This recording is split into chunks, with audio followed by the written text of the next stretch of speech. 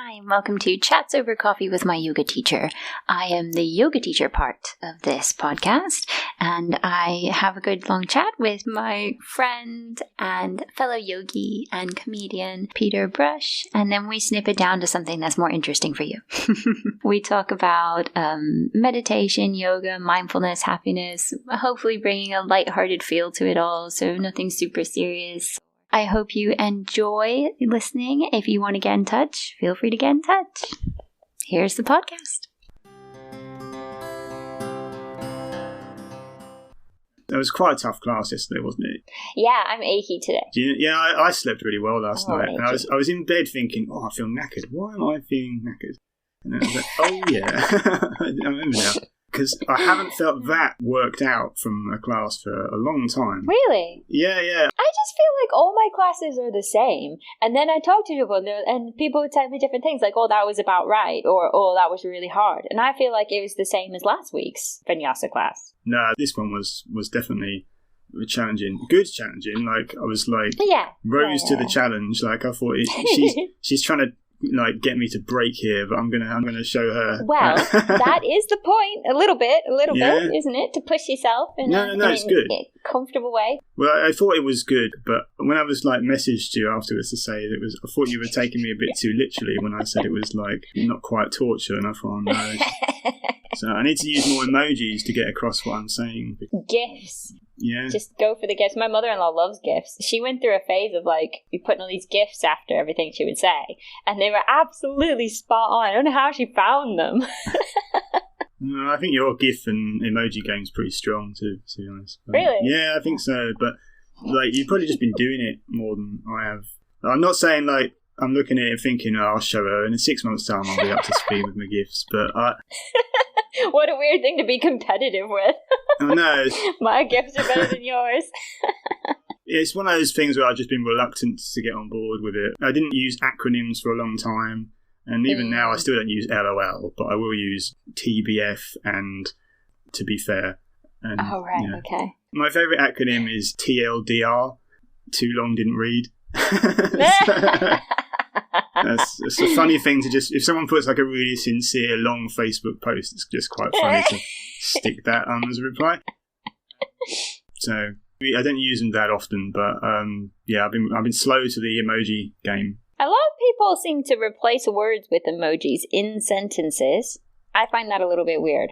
I read a post the other day, and it was quite a sincere post, and she was, whatever she was talking about, and then she said something about, finances and money, but then instead of putting the word money, she put a little picture, a little emoji of a bag of money. And I was like, that's too far for me. Do you think they're going to end up on tombstones in years to come? You have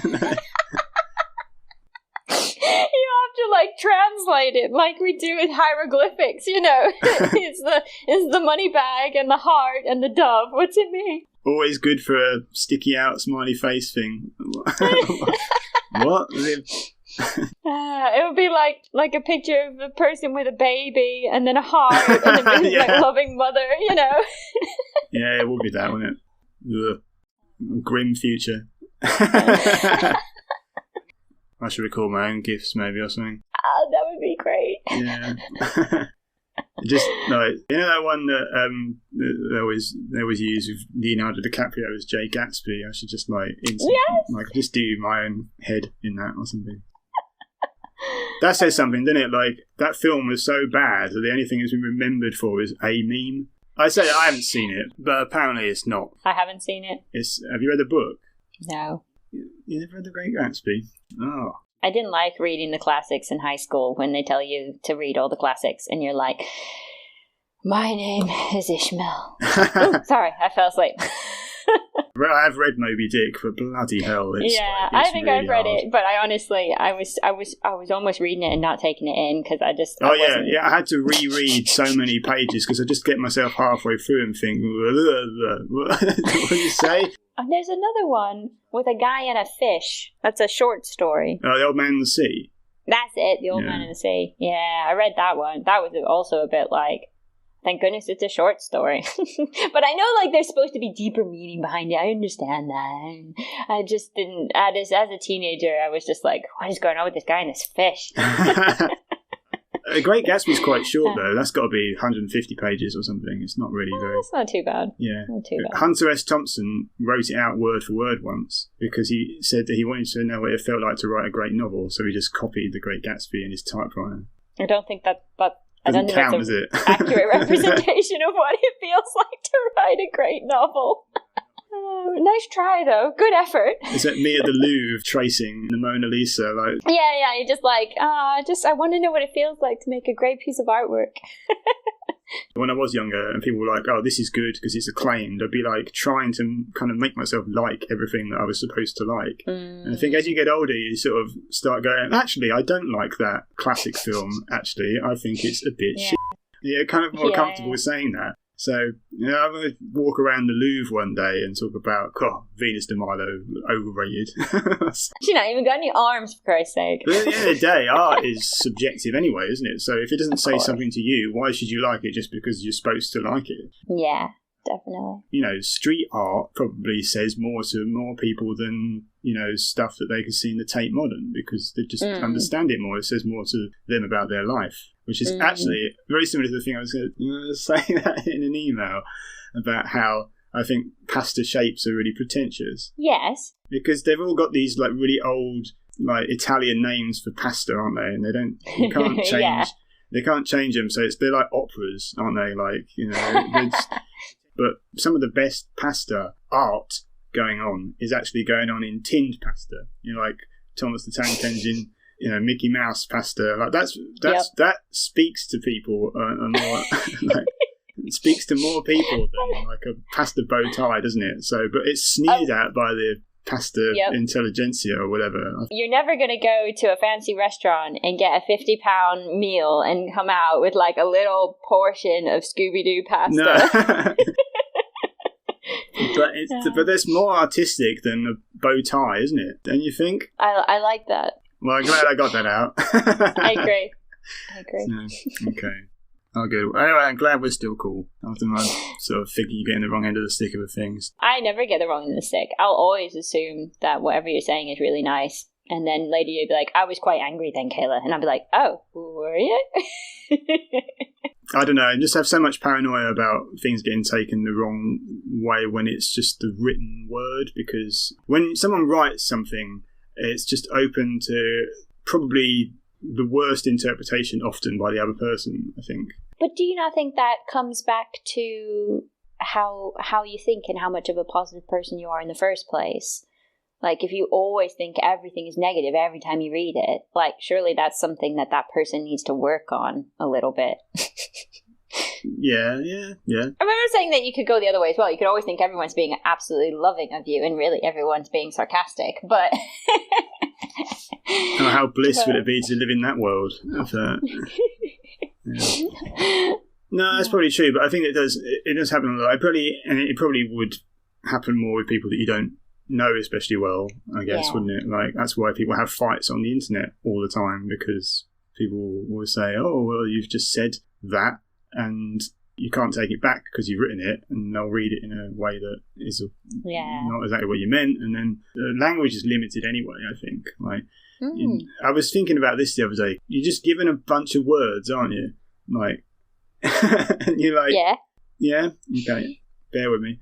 Like, and these words that you're just given, like all these words in English language, and you're just supposed to express yourself in these words, like these words always mean exactly what you're trying to convey, and something gets lost in the process of putting something into words anyway.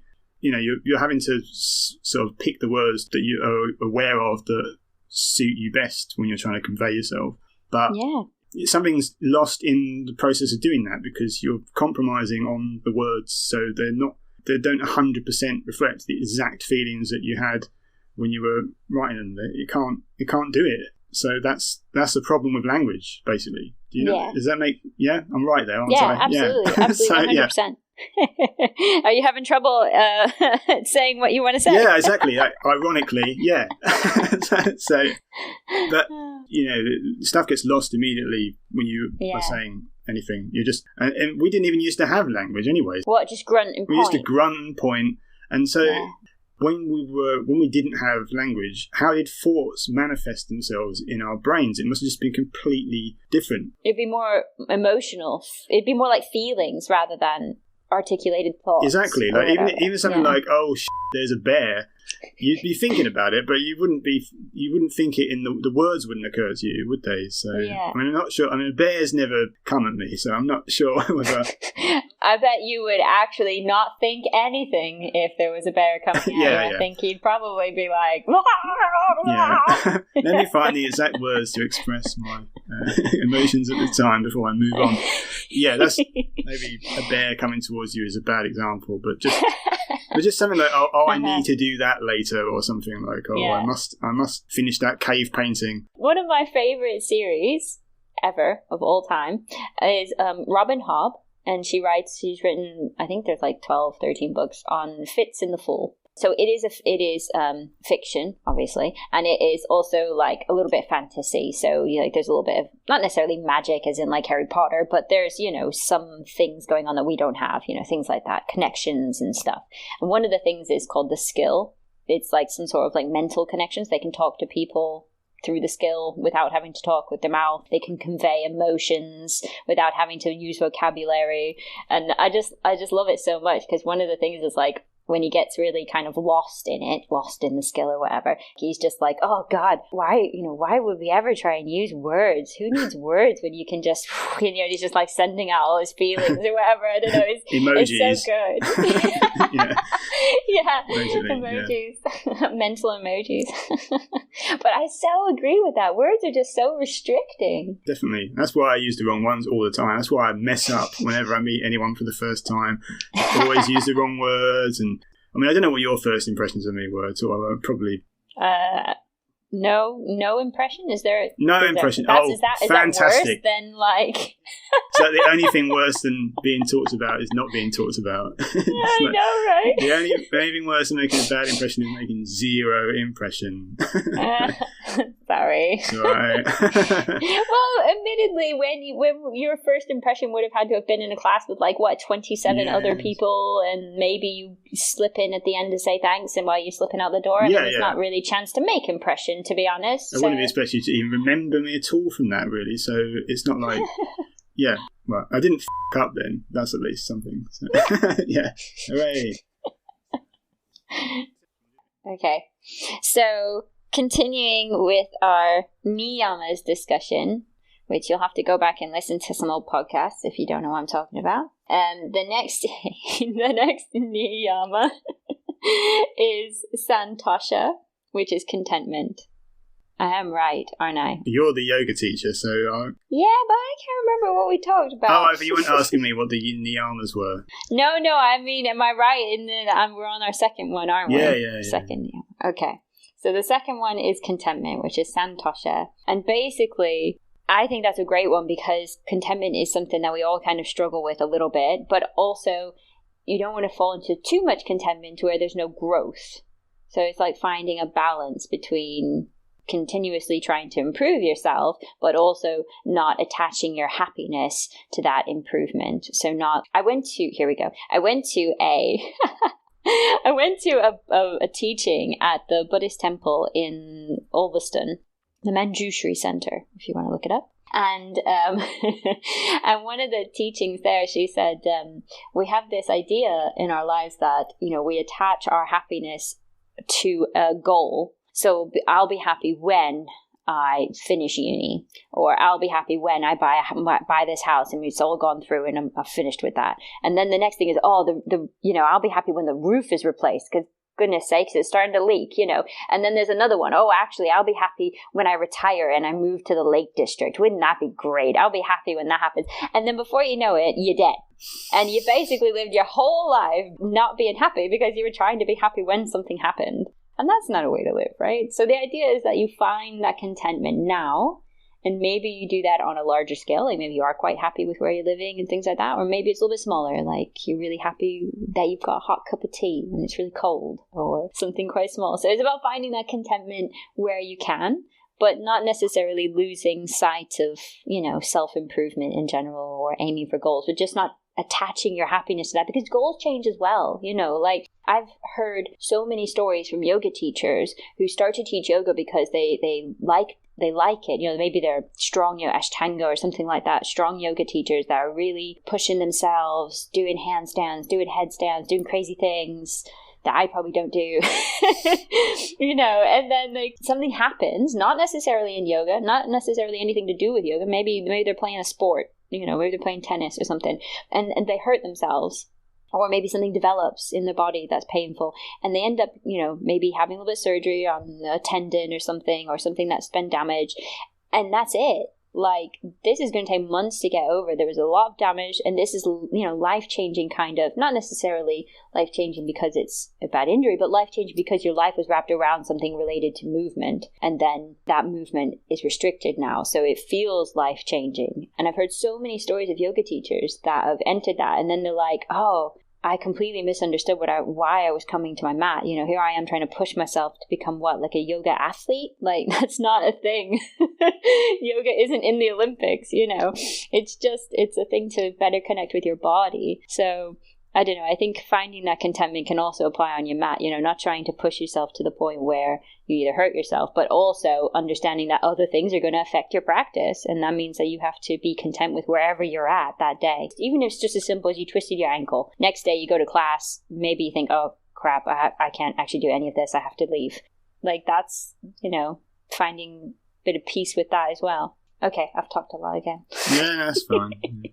What is your opinion on this? Give me your opinion. When I'm a fan of contentment, as we know. Episode 1, when we said next week we'll talk about that, and it's taken us about 12 weeks or something. Yeah, the left-winger in me would say that that's a capitalist critique in some ways, isn't it? Like, it's always a consumer critique, isn't it? Like, putting your happiness in the illusion that stuff will give you that fulfillment, I think. Absolutely. So again, you're saying, oh, well, I'll be happy when I got a house and stuff, but once you've got it, you're like, well, well, I'll be happy when I get a new couch. But the happiness of the having a house should be the happiness of the living in the house should be the happiness. Like the stuff that you're doing whilst you're in the house to enjoy being in there is the thing that should keep you happy, not the attainment of something. Or maybe if I get a better car, then I'll be happy. Or maybe if I get a younger girlfriend, I'll be happy. And that's just, not, I might have to cut that bit out. But, but yeah, it's not putting stock in material. It's a materialist critique, I suppose. Yeah, it's not growing up in a Western society. Like, it is very consumer capitalist led, isn't it? Yeah. It is very much like the economy is built around you need to go out and buy stuff now. Which is dumb and stupid, but yes, continue. Yeah, it's empty and it's also disposable as well. Like, I've never wanted to buy good clothes or good shoes for any other reason that I need a pair of clothes. I need a pair of shoes or something because the old ones have fallen apart. That's basically the only reason I'll buy any clothes is because there are holes in the current clothes. But I have, in terms of achieving things in career, I have had the same attitude where in the past I've because I've never been on TV or anything, which is a travesty, of course, of course. Of course. And I was on the radio just because the BBC New Comedy Award final in 2013 was on the radio. I haven't been on a panel show or anything like that. I've written for a panel show a couple of times, but like, I've not been on anything. So I could have the attitude where I may have done in the past, but again, I can't remember because I don't always remember what I thought in the past, where I would say, like, oh, I want to be on TV or I want to be on radio, and that's what I want to achieve.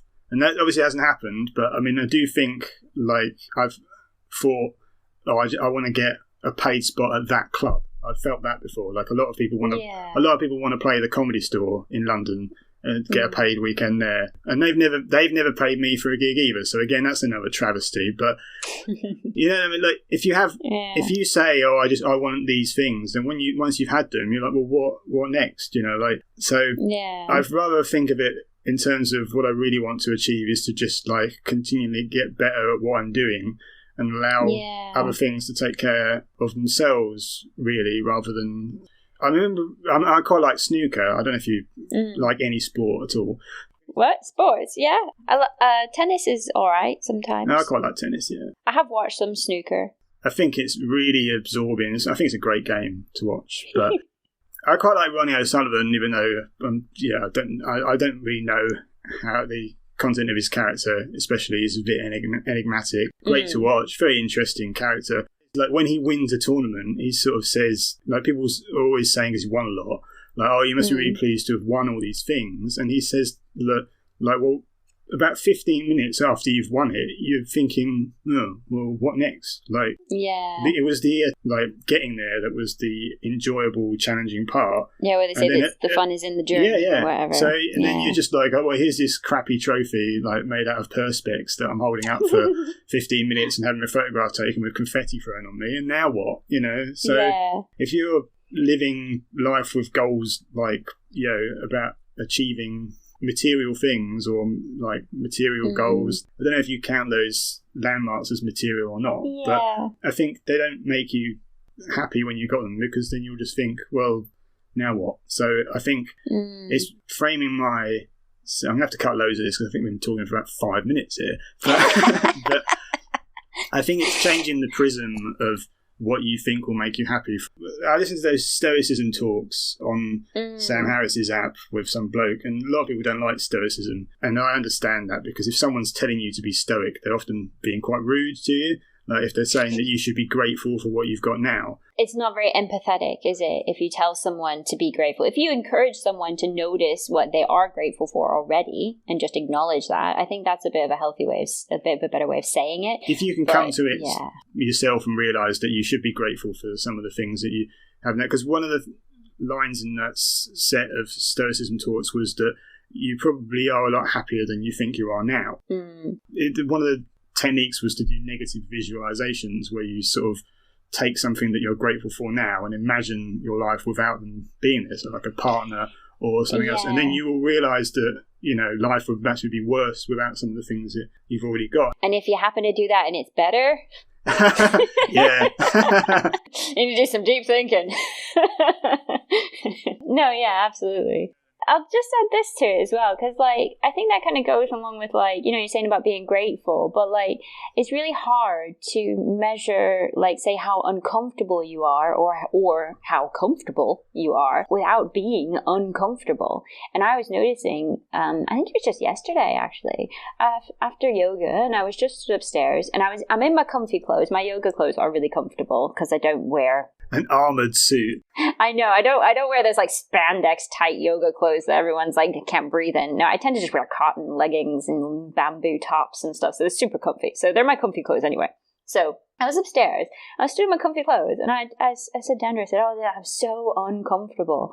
And I think it's because like I had a bit of a headache, and I didn't want to be doing what I was doing. I wanted to be finished with it, and a few other things. And then I just thought, after the words came out of my mouth, I thought, what the hell am I talking about? And then I had this memory of, like, maybe not this last autumn, but the one before. I remember walking back up from the shops with my backpack and a load of food in it, and it's very heavy and there's steep hills. And I wore a coat because it was kind of chilly. And then on the way back up, I was absolutely, and thinking back, the most uncomfortable I've ever been in my life. I was like sweating from head to toe, like my legs were sweating, and I really wanted to just put everything down and strip off till I was nearly naked, and then walk up in the, you know, freezing cold weather wearing nothing because I was just so uncomfortable.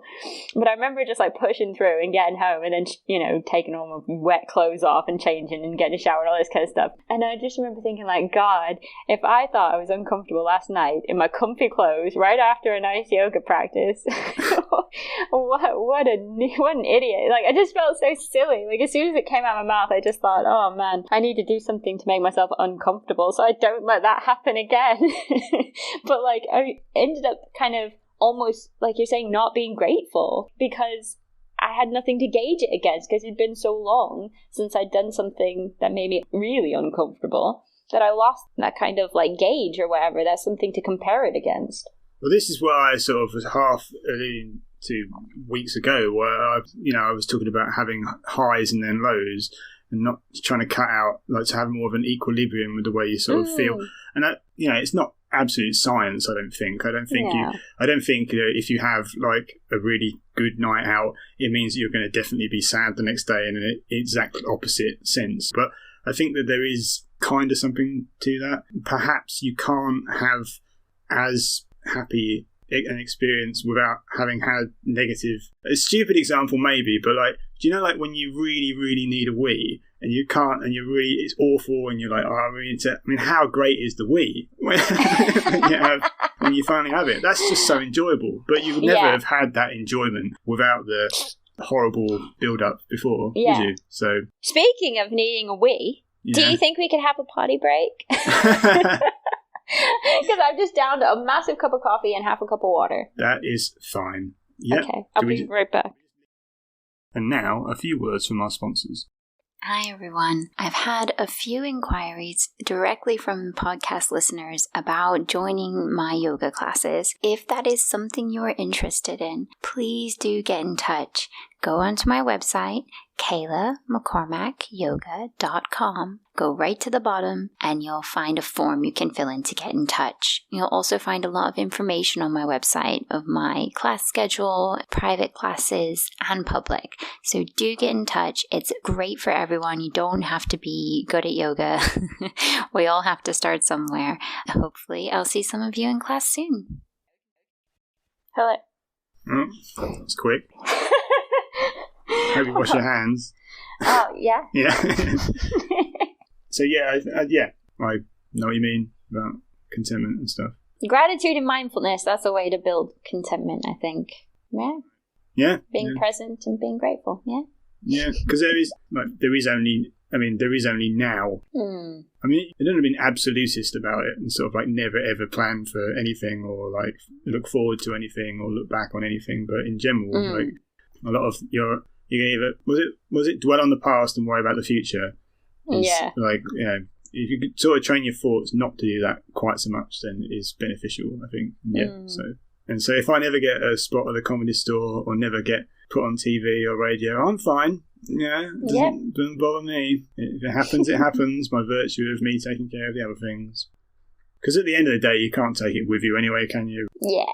Achieving tangible things, just like, I don't know, I don't put a lot of stock in it because I feel like I sometimes think people maybe do that sort of thing because they feel like it gives them some sort of immortality in a very tiny sense. Like, like when they die, you can be at someone's funeral and they'll say, oh, well, they achieved this and they did this and they did this, and people can go, oh, wow, tangible achievements. But at the end of the day, like in a generation's time, absolutely no one will care because everybody at that funeral will be also dead. Yeah. And even in hundreds of years' time, no one's even going to remember Shakespeare or Mozart or anything. Like, it's always going to... And not even if they do to the end of humankind, we're all going to die out. The sun's going to explode.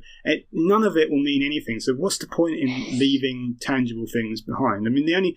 when I had two friends die at quite a young age and they didn't have anything like specifically tangible to talk about at the funeral, they've sort of not wasted lives, but just unfortunate to have not achieved potentially what they could have achieved if they had achieved anything tangible. But there were loads of people at the funeral. They had a lot of good friends, and you think, well, at the end of the day, that's all that really makes any difference. It's just the little things that you do to make other people's lives sort of incrementally better, and you don't measure that. You don't get a trophy for it or anything, but that's all you do. There's no illusions of, well, when I die, I'm going to be remembered for these great achievements. It's just, you've just got now, and you just got what difference can you make to the people in the immediate vicinity that are in your life, and that's all that really matters. And that's, no one's going to be writing an essay about you for... So, I don't feel bad for the parents of the guys I knew that both died, struggling to think, well, what do we say about them, like, in the eulogy? Because none of that really mattered. It only mattered what we felt about them as a person and how they affected. And you can't really measure that. It's nearly impossible to measure, And you just never know, like, you will have been affected and grown and changed from the fact that they did die. Like, if they had survived, maybe you would be, a slightly different person. Maybe something would have happened because they would have been there. Like, you would have gone to a concert, done something, met someone in the whole, like, sliding door style, But on the flip side, like, there is that thing that even them passing away had the potential to be a growing experience for you, for the people that they left behind, which you can only say, obviously, a very long time after an incident. You would not say that on the day you found out someone you're friendly with has passed away. But years later, you might say, like, especially if it was both young, you might say, like, oh, well, that changed me, but it changed me for the better. You know, it was something that made me more aware or more grateful or more careful or whatever. Because I also lost someone when I was very young, and that had a really big impact on me. To be honest, that person and my grandparents are the only people that I've lost in my life that I've been close to. So I always, I'm not just wondering, like, oh, what would things be, you know, how would it be different? But I would be different if he hadn't gotten to that car wreck and hadn't died. I know it would. I might not even have come to England. I might be a completely different person. Like, for me, if I were to pass away suddenly, I would want everything about me to, you know, help people. So, like, even now, if that helps someone to become a little bit more grateful or to examine their own life and to make changes in their own life, because, you know, life is short and we all have to remember that, like, that would, obviously I wouldn't be dead, but that would make me happy if I was a ghost. Yeah. You know. Don't do it at the beginning of a month when I've paid my subscription, though, if you can help it. It's a waste of 40 quid.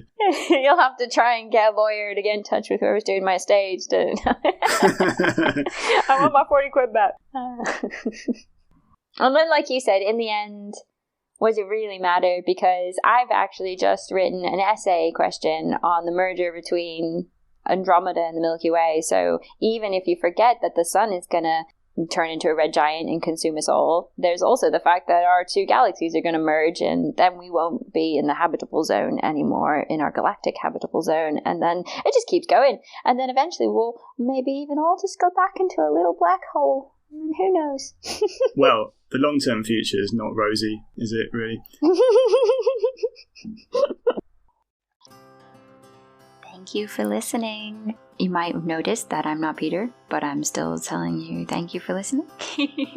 I hope you enjoyed the show, though. I really do. I hope that it brings a little bit of smiles to your face, a little laughter to your life, that kind of thing. Please do share if you enjoy it. It does make a difference. You know, people don't see anything these days unless you tell them about it. So please do share. Find us on social media. Tell your family if you're enjoying it. And if you want to get in touch, get in touch. I'd love to hear your thoughts. Any questions? Blah, blah, blah. Have a lovely day. Bye.